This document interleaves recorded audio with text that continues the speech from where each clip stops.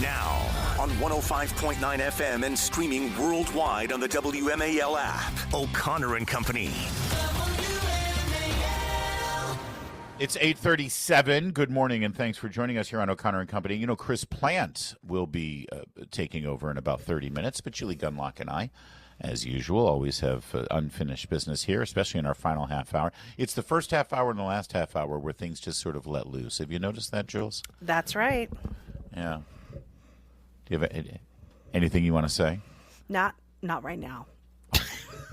All right, joining us right now on the state of affairs in politics here in the District of Columbia, as well as some breaking news about the police chief tendering her resignation, is the one and only Chuck Thies, D.C. political analyst who knows where all the bodies are buried. And I do mean that literally, sadly, in D.C.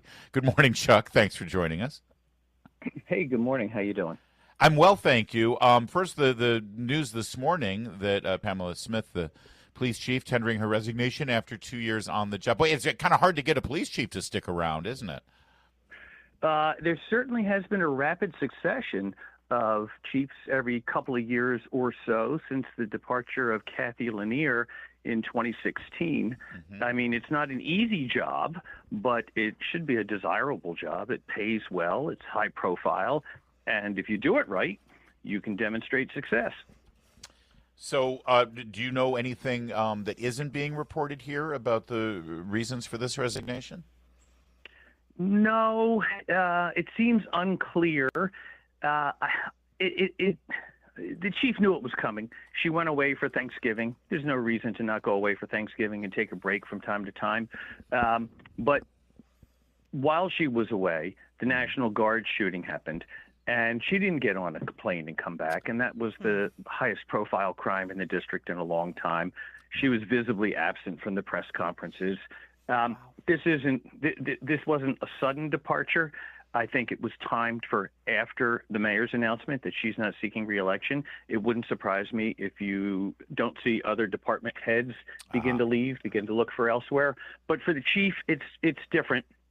Larry, this is a joke sometimes, but this isn't a joke. She was literally a DEI hire. Yes. And not because the color of her skin or her gender or anything else about her. She was the D.C. Metropolitan Police Department's chief equity officer when she was elevated to be chief of police. And I'm told by cops I know that she was never a cop's cop. Mm-hmm. And you have to have command of the people who you command, and she didn't achieve that.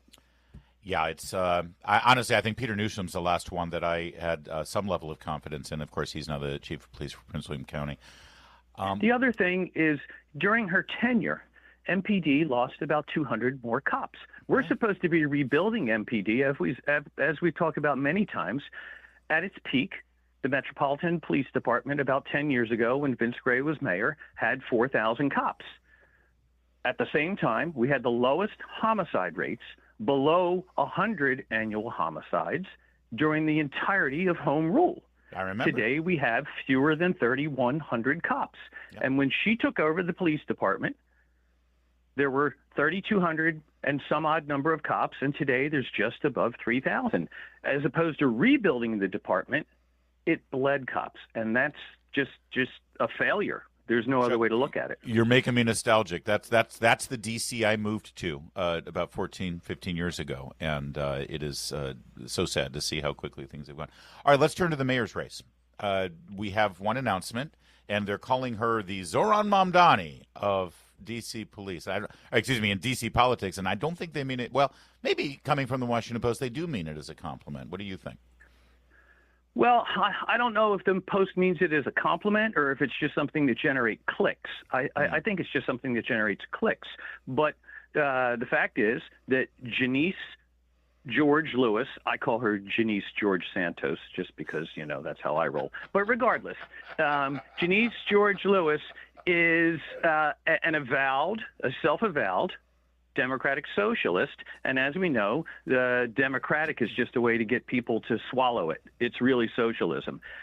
She's also a menace to public safety. Every single major public safety initiative that's gone through the council, she hasn't just voted against it, she's resisted. She's built coalitions against improving public safety.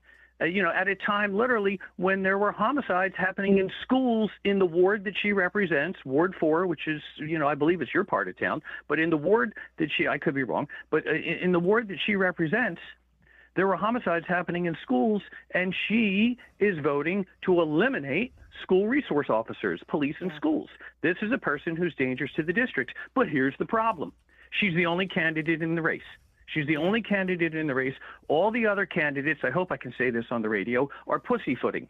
And that's not what we need. We need leadership right now. We need someone with the backbone to step up and say, hey, this city needs a substantial mayor, someone who can lead the city, someone who can demonstrate to Congress and the president that they have control of the city, and absolutely someone who says, right now we're experiencing record low crime.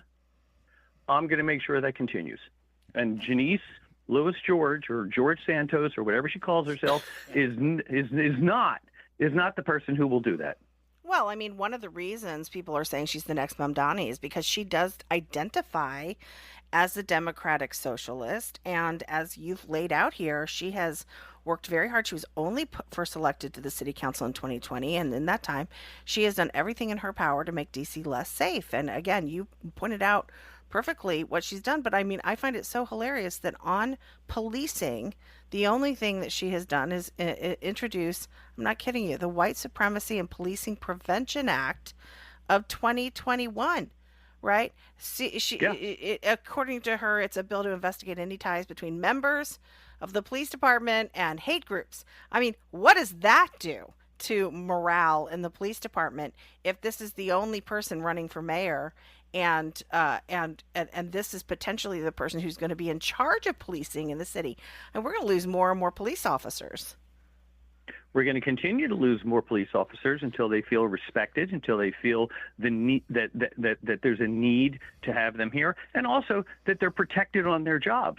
One of the things that the D.C. Council did, and Congress is looking at overturning, and if it makes it to the president's desk, he'll certainly sign it.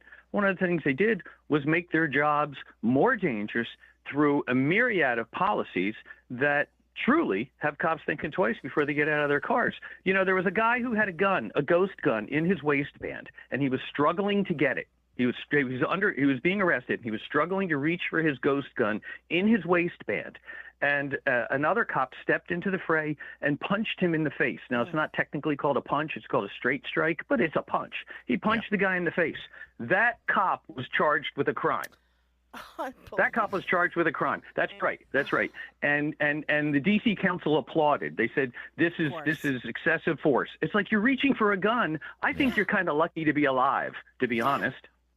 Chuck, we got to leave it there. WMAL, by the way, just for the record, we're in Ward 3. Just want to make sure that you keep things straight there. We're not. Well, you guys need to invite me over to the studio sometime so I know these things. That would be fun. Thank you, Chuck. Always great stuff. And as new names come in, I suspect maybe Kenya McDuffie, maybe some other surprises coming forward. We'll have you on to analyze for us. I look forward to it. Thank you, sir. It is 8:45.